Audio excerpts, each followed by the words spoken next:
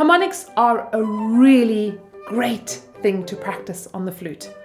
And yet, I realized that even though I've spoken about this a lot on this channel, I don't actually think I've made a video on exactly how to play harmonics. So today we're going to do a good old-fashioned how-to video, and I'm going to teach you how to play harmonics on the flute. Hi everybody, my name is Tatiana, and this is the Flute Practice, a space to help you on your flute learning journey. Stick around until the end of this video because we have got a little extra goodie for you guys to help you along in your harmonic practice today. Okay, first things first, what are harmonics? Now there is a super fancy explanation, detailed and technical, which I'm not going to get into today. Rather, I'm going to just give you the really brief overview, which is to say this. Every tone in music, and actually just sound in general, has typically got a fundamental tone or a fundamental pitch, a kind of dominant pitch or frequency that comes through. But it's also got these underlying additional pitches, or what we call harmonics or partials, that form part of that sound. And there is a very exact relationship of that fundamental tone to all of its partials and all of its harmonics that, again, I'm not going to get into right now. But it's important to understand that every tone that's produced, certainly on the flute, has got a whole range of harmonics or upper partials that form part of that note. And the magic of the flute, in fact, is that it actually is an instrument very much based on these partials. By that I mean that every octave on the instrument is actually just a harmonic of the previous octave. So for example, the lower octave, we've got those are the notes. Then the second register, so here we've got the first harmonic of the D. We just lift the finger to make it sound better, but I could keep the finger down. So all just harmonics of that first register. Same fingerings, it's just a harmonic. We're going to explain in a moment how to play those. In the highest register on the flute, it's actually once again just harmonics of the lower register notes as well. So we're playing off this property of sound where one pitch actually has multiple pitches kind of hidden inside of it. Again, there is a more detailed explanation and you're welcome to go and Google it and find out more about this. But we're much more interested here in learning how to play these rather than knowing what they are. So we're going to dive into that right now. To get the harmonics on the flute, we do one of two things. We're either going to increase the speed of the air or we're going to increase the angle of the air. That's really important. And usually we do a bit of a combination of both. And this points us to the first reason why harmonics are so great to practice on the flute, because they basically force us to practice the two essential things that we absolutely need for all of flute playing, which is our ability to increase and decrease the angle and the speed of the air and be able to do this with absolute precision. Okay, so let's look at exactly how we can create harmonics on the flute. The first and probably easier way to create harmonics on the flute is just to increase the speed of the air. We actually have a whole video coming up about airspeed and how to increase airspeed and my own little discoveries with this, so don't worry about this too much. Right now, I just want you to think about blowing faster and slower air through the flute, whatever that means to you right now. Okay, so we're going to get a low note, finger a low note, so whether it's a D or if you can get that low C, great, but if you're getting like a no-show sound or a very weak sound on that low C, please don't do low C. It's kind of defeating the point. Then rather just do it on a low D. I'm going to do it on a low D, just to be a good example to you guys. So I'm going to do a low D, so find that note. Get a decently good sound. It doesn't have to be perfect, but a decent-ish sound on that low D. Yeah, like that exists. And now we're going to just increase the speed of the air. I'm not changing anything here yet. Nothing. I'm just making the air go faster through that instrument. That simple. And hopefully it should squeak and squawk a little bit like that. Those are harmonics. Believe it or not, those are already your harmonics on this gorgeous instrument. The first one was just the octave.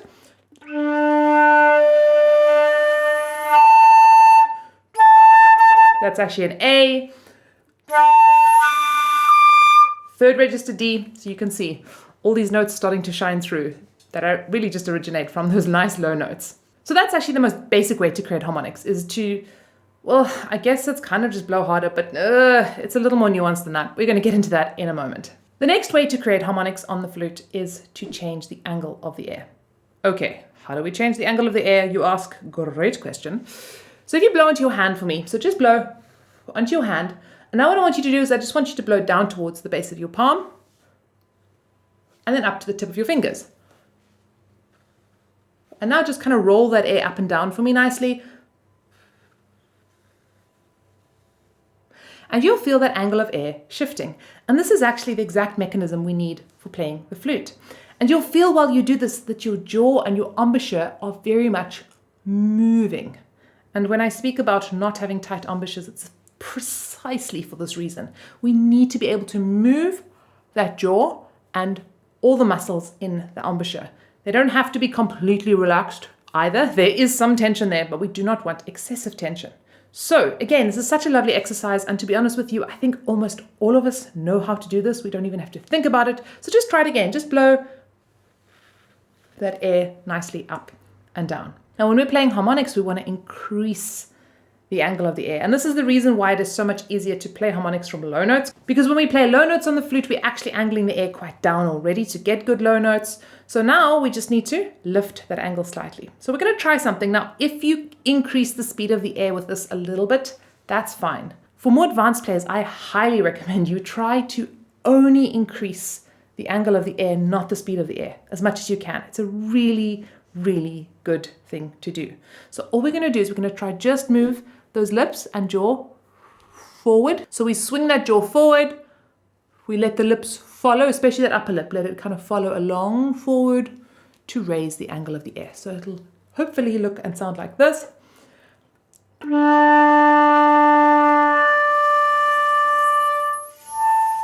Like that. Now you might not get as far with the harmonics when you're doing that, but there is another little secret we have up our sleeve, because as we bring those lips forward, we are doing another really crucial thing, which is we are closing the size of the opening of the lips. And this in turn is actually going to speed up the air a little bit as well. And it is hugely, hugely, hugely important for us to find this feeling and get this feeling, because it's going to become the fundamentals of your dynamics. It's going to become the fundamentals of all your tapering and all kinds of fun musical stuff you're going to do later. Powerful. Harmonics are really powerful, guys. Okay, so see if you can feel that. The lips come forward gently. It's almost like you're creating like a little fleshy tube or straw with the inside wet part of the lip. I know, terribly gross image, but that's what it is. Like that. Coming forward, and you'll feel that aperture opening of the lips just closing a fraction. I'm gonna come in nice and close here and we'll see my embouchure.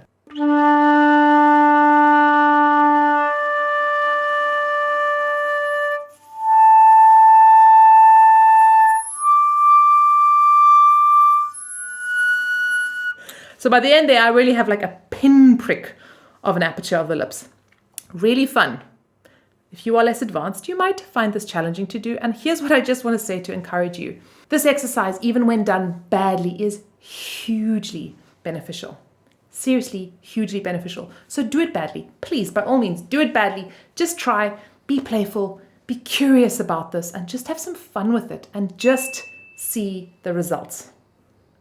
Okay, that's my little challenge to you. Don't try and do this well, just have fun with it. Okay, so those are the two ways that you can practice harmonics. Now there is a bit of crossover because, as we said, when you close the lips a bit more, you speed up the air. And in reality, usually we're going to use a kind of a combination of both of those things. So now what I want you to do is we're going to play some harmonics again, either on your D or your C, and you're just going to use the airspeed and the angle of air changes to just help yourself find those lovely harmonics. So let's play through them together with me. So you're going to find the first one D. Let's find the second one together. Good, let's go for the third one.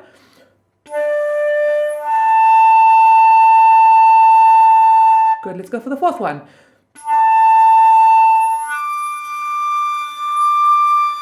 And the fifth one.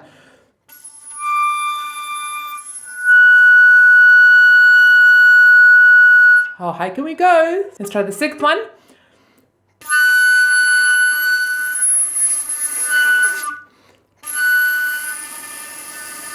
It's almost there, it's almost there.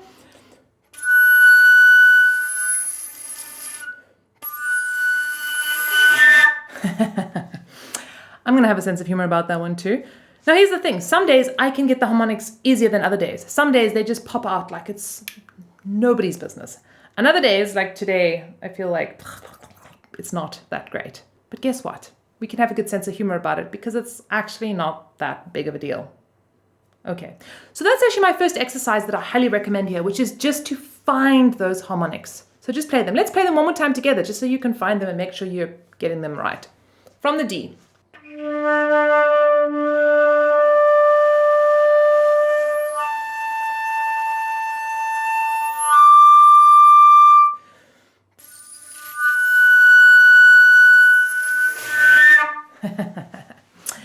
Yeah, that sixth one does not want to work today. Okay, great exercise. Now the next really fun exercise to do is to actually practice jumping between harmonics. So what we're going to do is we're going to jump around. We're going to jump from the first to the third, then the second to the fourth, and so on and so forth. So that'll sound like this. So we get 1. I'm going to go to 3.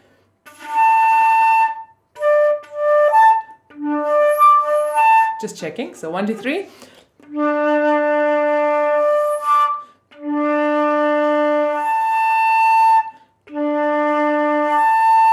Can you do that with me? Let's try it.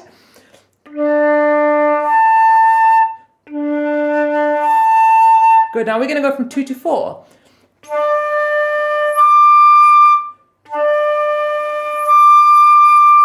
And we can try go from 4 to 6. We're going 3 to 5. Now let's go 3 to 5 first.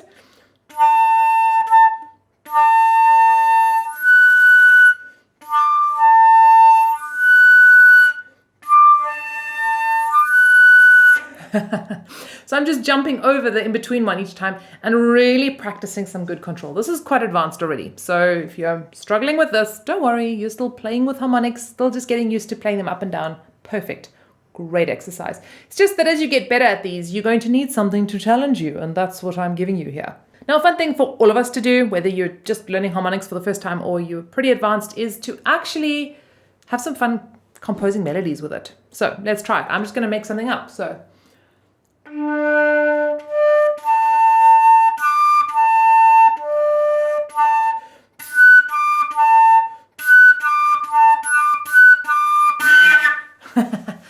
Oh, that sixth harmonic just doesn't want to happen today.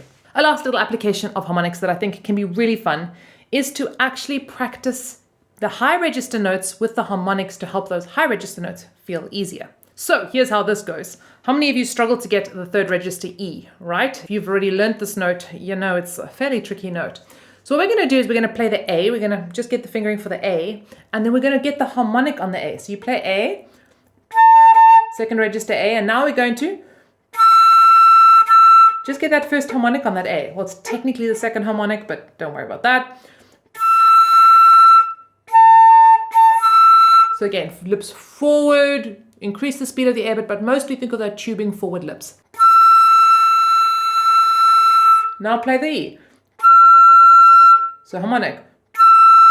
Correct fingering. It's a really, really, really useful little tool. We can do the same thing for the harmonic on the B. We're going to go for that F sharp. So there's your B. First harmonic. Now play the F sharp fingering.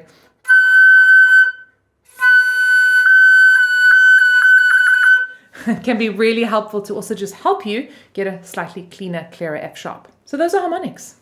In a nutshell, they're really not tricky, but they're so powerful and so much fun to practice and play. And because I know they are so much fun to practice and play, we are going to actually give you guys a little cheat sheet giveaway with some of these fun harmonic exercises for you to take with you and practice. So go down below, the link is there for you to sign up and get your free cheat sheet. And you might want to continue your tone journey onto this video where I'll teach you all about that lovely angle and speed of air, why it's so important and how you can find it. Happy practicing and see you guys over in the next video.